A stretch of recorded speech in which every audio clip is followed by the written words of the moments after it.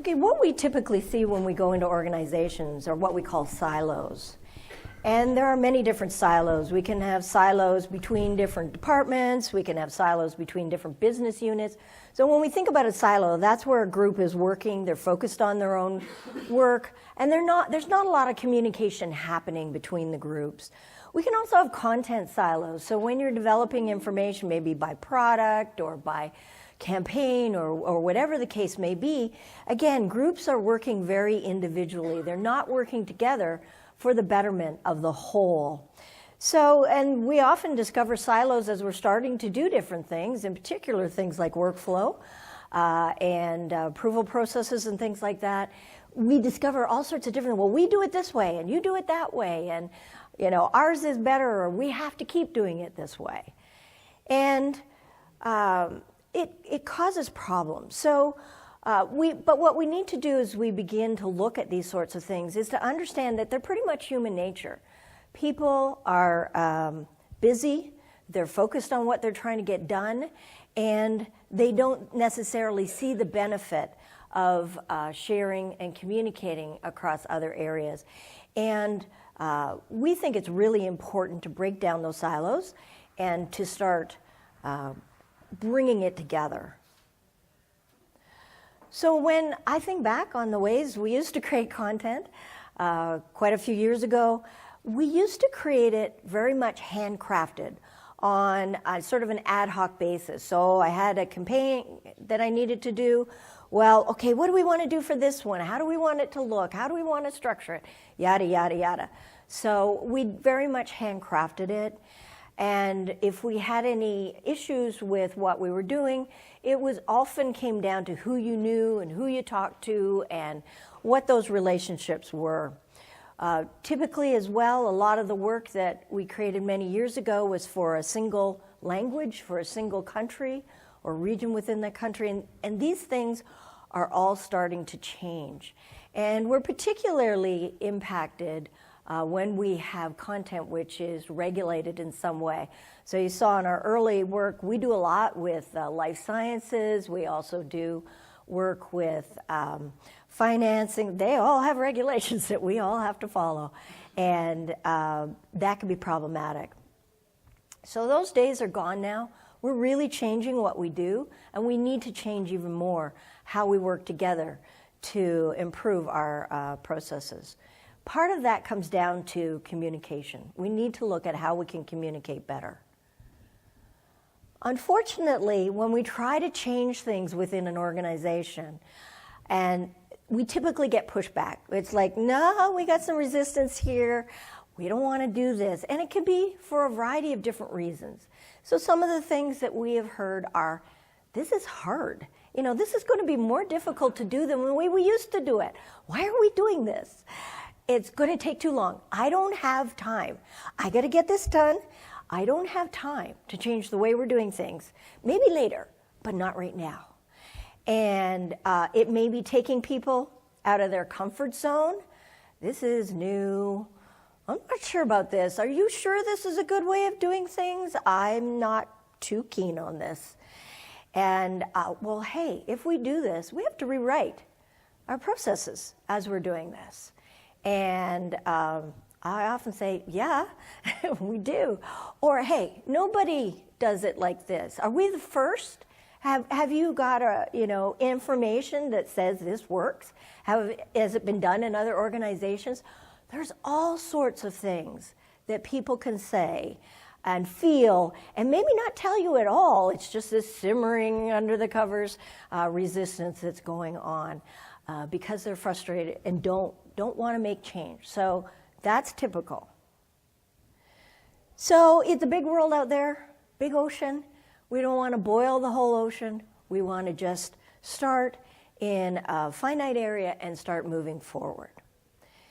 And to begin doing that, what we need to do and say, hey, what have we already got within our organization that works? Or maybe, what have we already got? And can we look at it and see what we have already? And it could be informal processes. It could be written ones, ad hoc ones. I know we went into one organization a number of years ago, and they showed us their processes, and it took up 7 feet across the wall. It was like, wow, but it wasn't necessarily effective, that. But look, what have you already got? Where can you start? And with what we already have that exists, we don't want to save the unsavable. We're not trying to keep what really isn't working, but at the same time, we don't want to throw away what is working. Let's figure out what's working, what's not working, and just the old saying, just because you have a hammer doesn't mean everything's a nail. So let's see what we're doing. Maybe this group is doing something great over here, and this group is doing something different and great, and maybe if we mesh them, maybe if we pull them together, maybe if we start to look at the whole, we can produce something that's really effective for everyone. One of the things that we need to look at as we start to do this, of course, is the culture. And every organization has a culture, and those cultures can vary in very small areas. So you could have one department, one business unit, whatever. They may have their own culture, and it's often as a result of the management that they've had in the past or the kinds of work that they've done in the past. But it's there, and we have to recognize it. And what we always say when we're talking with our clients, we're always bringing in new technology and those sorts of things, and everybody thinks that technology is hard. To a certain extent, yes, new technology is hard. It's different. But what's really hard is changing culture, changing people, changing the way that we work. That is a whole lot harder than bringing in new technology. And you may find that as you're looking at your information and the way that people do things, you're going to keep peeling away different layers, and you're going to discover things that you might be unexpected, or things that have been happening. Well, why are you doing this?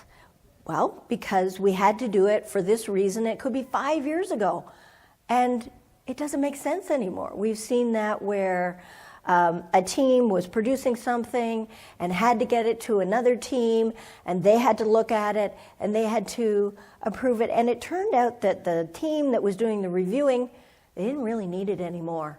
But hey, it was in the workflow, so that's what we had to do. Well, why? Anyway, you'll find those sorts of things as you go through. And you're going to learn that you have to just deal with it and flow with it. One of our clients has a great phrase that I think is good when they're talking with different groups. They call it the white glove treatment. So when they know there's concerns, when they know there's issues, when they know that people are going to push back, they call it, okay, we have to give this group the white glove treatment. We have to be very careful how we approach it. We have to be very careful how we communicate. So as I said before, there's probably something you can already use. There's probably already some good approvals and associated processes in place that you can start with. I'm going to turn it over to Charles now. In our organization, Charles is the one who helps companies to develop their workflow. I focus on strategy. So I just want to go back to this very briefly. If you can't get an XKCD reference into a session, I think there's a problem with your session. You've got to have workflow, absolutely. This one is perhaps not the workflow that you want. So workflow is exactly what it says. It's getting your work to flow from one point of a process to the other.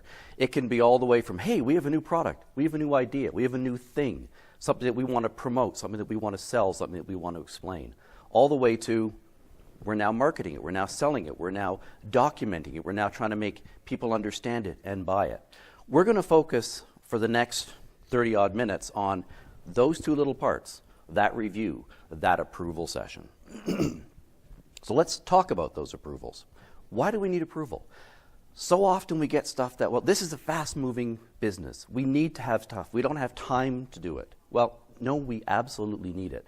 For anyone who was in the session earlier this morning about busting silos just across the hall, one of the things they were talking about was the fact that we need to be able to have a consistent interaction with our customers.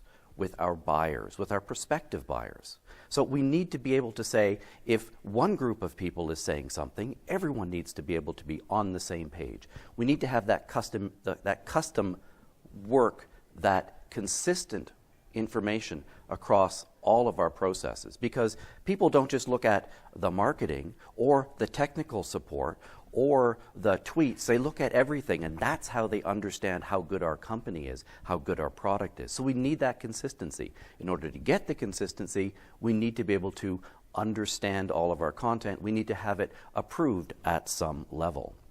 And it goes all the way from the content as it's being produced for all of the different outputs to the stuff in the background that we don't necessarily see, the workflow, the governance, and all of that stuff. But it's all approval processes. Now, there's a basic approval process that generally works for everything, and this is it. We're going to talk about this, each of these different blocks, and how you can look at it in your company to see which ones you have, which ones you don't have, and make sure that you should be able to map anything onto this basic approval process. So, the first one, receive a request, a change request.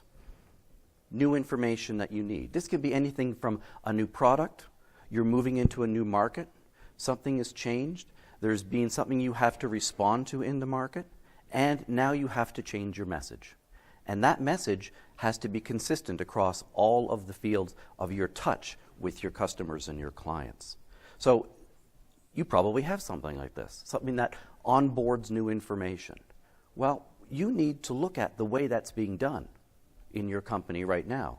Is it a standard process? Is it via email? Is it through some web form? What happens internally? Is it a phone call? What do you have in your organization that lets you know that you have to change your message or update your message or change your content that's going out there? Figure out what you have. Find out if it's working for you. Talk to different people, different groups to find out if you're getting the right information, if it's timely. So look at that.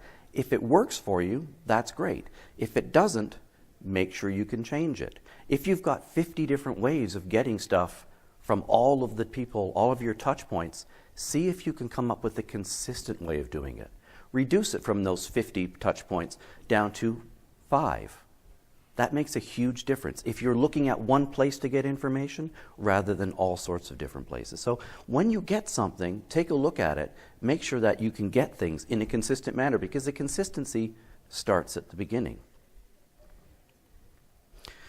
This is what I call the sanity check. This is the next one. Now, in your company, you probably don't call it the sanity check. You probably call it a review or something like that. This is another important thing. What we want to be able to do as part of that approval process is make sure you're not wasting your time. Now, what I like to be able to do with companies is help them set up a consistent process, hence that workflow that's down in the bottom right-hand corner. And it usually involves an approval group, an approval team, some companies call it governance, all of that type of stuff. That's usually a bigger step. But the individual content approval things, you want to get a bunch of people consistently who can approve changes to your content as it works from, hey, we have a thing, to we need to publicize this. So you need to make sure that you have something like this, so you're not getting a flood of information to those people who need to approve it. So how do you do this? How do you know that that's actually a valid request? I want it in fuchsia. Okay, maybe that's something that one person wants versus something that 10,000 people want. If they have a reason why they want it in fuchsia, is it just, hey, I'd like our product to be in fuchsia? Or do you have some understanding as to why they want that? It's all about getting as much information as you can to make a good, valid business decision. So who does that review? Is it the same person who's actually writing the request or who's phoning it in? How do you, once you've got a consistent way in step 1 to get information in, how is that information approved? How is it reviewed? How does it pass the sanity check? Yes, this makes sense. Yes, this meets our business needs. Yes, this will help us open up new markets or solve a problem we're having in an existing market. So make sure that you have some kind of a sanity check, and the sanity check meets your needs. If you've got someone who are phoning in requests and the check requires that you have 75 things filled in on a form, maybe that's part of your problem. So align everything in this workflow, everything in this process. Make sure stuff that comes from one input that is the output of one block matches the needs for the requirement of the next block on your screen. It all has to make sense all the way through. Oh, the other thing, if it's not the person who's doing the request, if you've got someone else checking it, does the person check it actually understand what the request is? So you have to have someone at that point with some product or process knowledge. You can't just have some admin person going, yes, all the boxes are checked. Well, that may be true. All the boxes may be checked on some form. But if it doesn't make sense, you want them to be able to go back and say, I don't think you actually understood what we're trying to get in this process. Or we don't have enough information to take your request further. So someone who just looks at the boxes to see whether or not the boxes were checked isn't sufficient. You need someone with some product knowledge.